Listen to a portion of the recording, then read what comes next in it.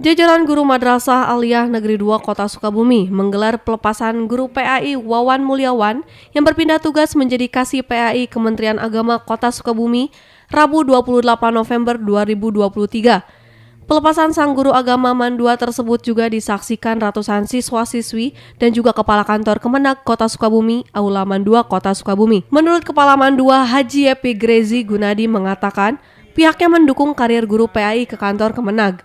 Meski merasa kehilangan, namun demikian hal tersebut demi kesuksesan dan karir sang guru agama tersebut. Di lain pihak memang kita mendukung teman-teman kita, guru-guru kita dukung untuk meniti karir yang mereka inginkan. Walaupun di lain pihak juga kita kehilangan guru agama senior gitu. Yang memang cukup berarti untuk kemajuan Mandua. Betul. Namun kita juga punya kebahagiaan karena dari madrasah kita, dari Mandua, salah satu di antaranya Pak Haji Wawan itu bisa melanjutkan karir ke jenjang yang lebih baik. Itu saja.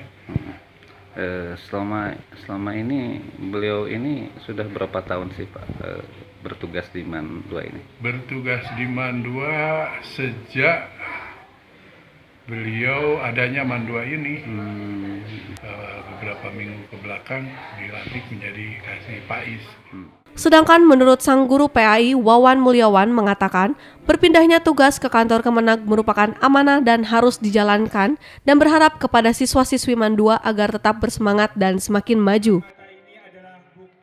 Memang secara pribadi merasa berat ya, karena saya berada di Mandua itu kurang lebih 25 tahun, tapi apalah mau dikata, karena ini tugas dan saya harus melaksanakan tugas ini dengan sebaik-baiknya. Dan tentunya saya berharap kepada keluarga besar Mandua Kota Sukabumi, saya berada di tempat yang baru, bisa melaksanakan tugas dengan baik, amanah dan berkah, dan terutama mendapatkan ridho dari Allah Subhanahu wa Ta'ala. Dan juga semoga Mandasi tetap jaya serta bersinar. Dari Kota Sukabumi, Muhammad Ujang Heriaman melaporkan.